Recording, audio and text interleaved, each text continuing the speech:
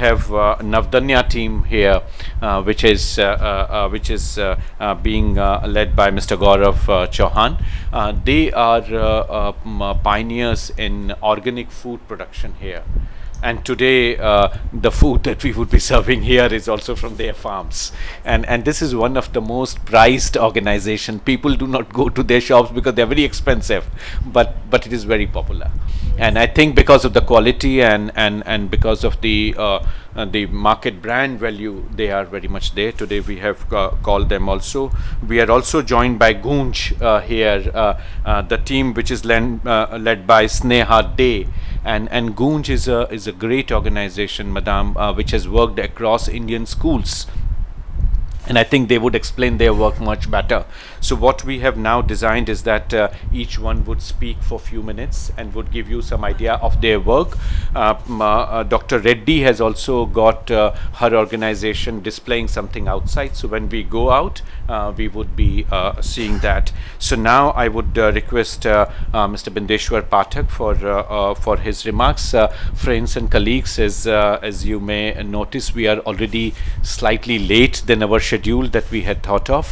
So kindly be as brief as possible, 2 to 3 minutes, and then we would have opportunity of hearing Madam and Dr. Nair.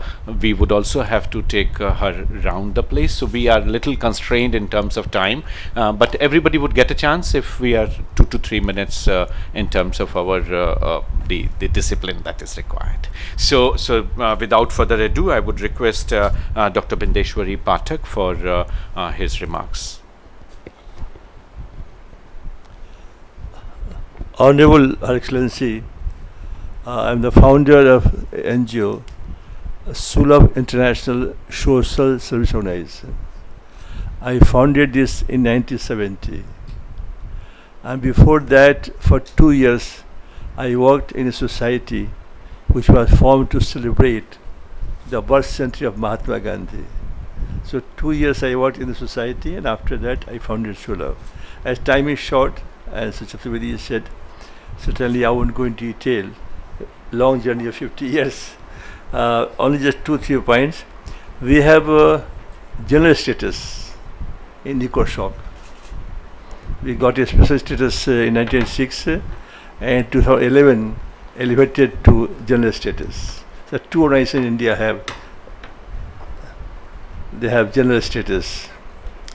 As Chaudhary said, we have been working in the field of sanitation, health, untouchability, social discrimination, energy, education, skill development, the payment for sanitary napkin for girls, and so on and so forth.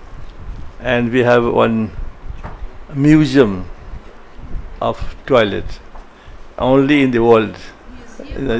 Yes. So if you have next time, if you come, I will certainly take you to my museum. This time you are not planned, may not be time also.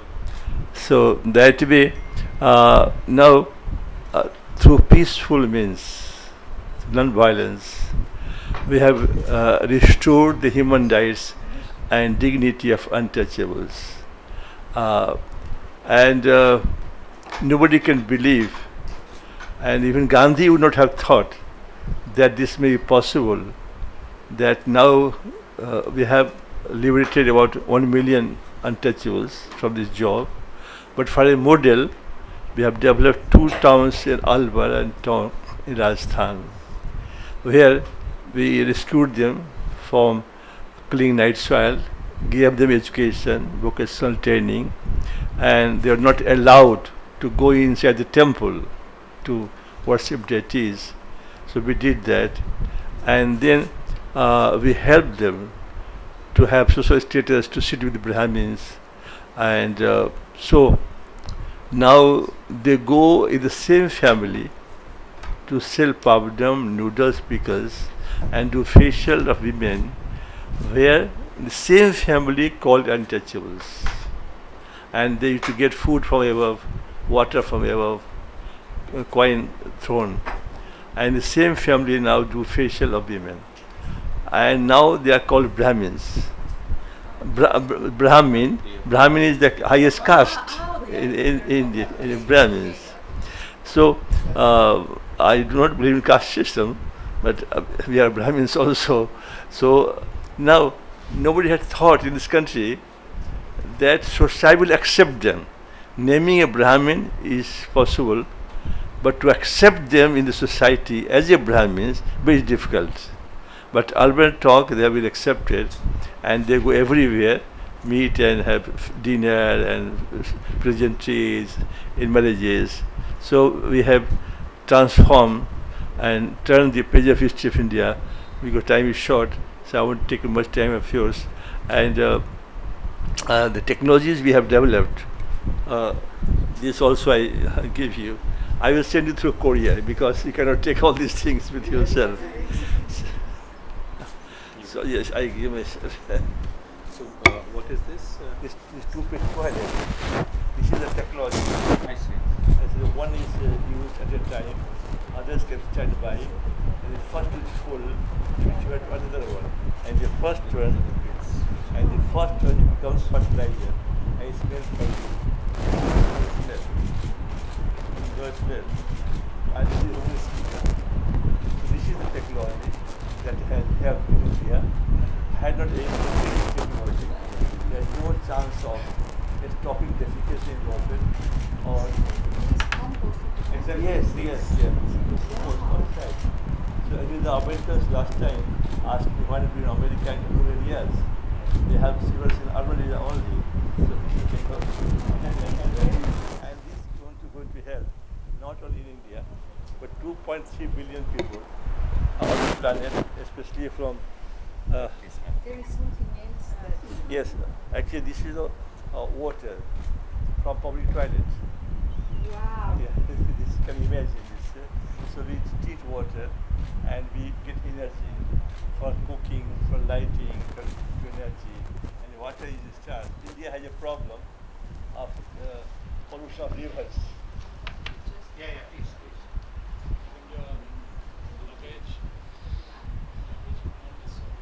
How is it? That's what biggest after this is for you. So we have got constructed 9,000 toilets like this. And the water we have developed also. Water we have developed for the arsenic area. People used to get infected by arsenic water. So now we have a water that is Yes.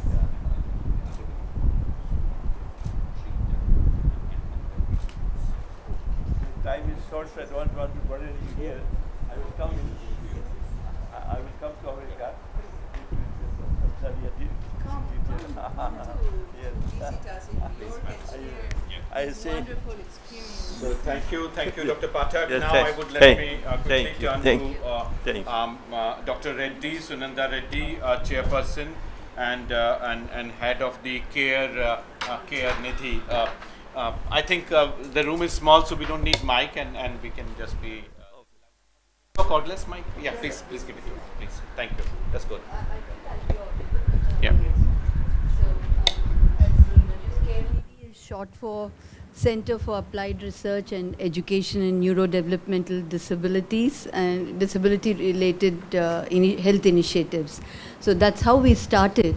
And when we did a survey to know the magnitude of disability in children in India, it was staggering, and but we didn't want them to remain as statistics on paper, so we trained the health workers and rehabilitation workers in the area to work with the families because of the poor services that were available for children with disabilities. So that was the start of our journey, and one thing led to another. Once we're in communities like that, we realized that inclusion is being a part of the community. While we started off with inclusive education in schools, we realized also that there are children in the same families without disabilities who are out of school. So we made a family-centric and community-centric model where the families and the health workers would start working together to promote early childcare and development of these children. And that included health, education, nutrition to start with. And again, as we said, we used a lifespan approach. So we were getting into the young adults and then the livelihoods. So one thing led to another. And now what we have been doing is our social education unit of Carenidhi, because the rest of it is very service oriented, but the social education unit focuses on the awareness programs for the community and schools, and particularly school dropouts in the community. And for this, we have made sustainable development goals one of an important component. We started off with disability inclusive development issues for community education. And for the past 2 years, SDGs have been a major thrust area for us. And in fact, we have some of our work there outside on the table, how we do it with the children, how we do it with the communities. We use puppet shows, flannel shows, and stories in local languages to reach out to them and explain disabilities as well as the sustainable development goals. Because SDGs are based on the ethos that you cannot leave anyone behind, and people with disabilities account for more than 10% of disability. Though I may be at variance with census, but we do have reliable evidence that in community settings it is about 10 to 11% of disabilities overall. And for this reason, we said you can't leave such a major chunk of population behind in SDGs, but not just as beneficiaries, because there are quite a few who are able to contribute to the development, in fact. So we started what is called an inclusive SDG, and first it starts off with awareness. We also add on action programs for them through our student programs, and that has been the focus, where I think we had a workshop in Delhi Haat earlier. And I'll say that because SDGs have to be inclusive, and this has become a component of every work that we do, whether it's health, whether it's education, whether it's livelihoods, and these young adults themselves become mentors and spokesperson for the work in the community. And that's what I'll be explaining outside. Thank you. Thank you, Dr. Sureti. Now we turn to Ms. Veenu Vadera, Executive Director of Azad Foundation. Thank you, Dr. Chaturvedi, and you're welcome, ma'am. I'm Meenu Vadera, and this is my colleague Amrita. We are from Azad Foundation. Just very briefly, Azad Foundation and Sakha is a social enterprise that was set up in 2008. It's a feminist enterprise set up in 2008 to provide livelihoods with dignity to resource-poor women. As we know, by and large, around the world, the livelihoods that are available to resource-poor women are mostly in traditional gendered stereotypical domains. So like cooking, tailoring, embroidery, those are the kind of works that women do. And so we decided to look for what we call non-traditional livelihood domains, basically busting the glass ceiling for the resource-poor women. So we train women as professional chauffeurs, and because we believe women are not in these domains, not because they don't want to, but because there are social structures that prevent their participation. So our training is not just about, I think I'll just take a minute. Yeah, so, yeah, I know, so I just don't want to distract you. Yeah. So our training is not just about technical skills, it's about women's rights, it's about protection from violence, and all other work related skills that we do. We have been able to provide employability to almost 1,500 women over these years, and starting from 2008, when there was not a single woman cab driver in a city like Delhi, we've been able to contribute more than 650 women who are professionally engaged as chauffeurs. In fact, just on 10th of August, UNICEF employed the first woman driver who has been trained by us and working with us. And we've been able to give Delhi its first woman bus driver. And so that's the work we've been doing, and we have been engaging very closely with particularly the goals 4 and 8, because we realize that there's a lot of interconnectedness. The outcomes of goals 4 reflect in goal number 8, and we feel that our advocacy planks are really that when we are looking at livelihoods for resource-poor women, we do need to look at what we call non-traditional livelihoods, which can offer them an opportunity at remunerative work with dignity. And that these opportunities the information about these must go, because there is no woman in this world who can be working without getting her family on board. And unfortunately, there is a lot of negotiation that happens, and particularly in countries like India, there is a lot of cultural norms which would stop women regardless of whatever the opportunities are. So those are the initiatives that need to be made available, and also that skill training alone is not enough. Particularly when talking with women, we do need to talk about empowerment related, training. So we are also organizing a conference internationally in January, and we are planning to be in New York for the high level political forum to ensure that we input with our feedback into these issues. So we've just got a few things here. I'm sorry, Right. So this is a book about lady drivers. Its story is about 12 women drivers and their empowerment journeys, which we would like to share with you. Thank you. Very Thanks, much Sarla. looking forward to reading Thanks. the personal stories of Thanks, the Veenu. women. Thank you. Now I would request Madam Kavita here. Maybe we can give her the mic, and she would be talking to us, giving more details about this organic food, which is all across the table now. So, Madam, yes. Thank you. I'm Kavita Singh. I'm representing Navdanya, a movement by Dr. Vandana Shiva. It is a movement to protect the mother diversity. For the past 3 decades, we are in the service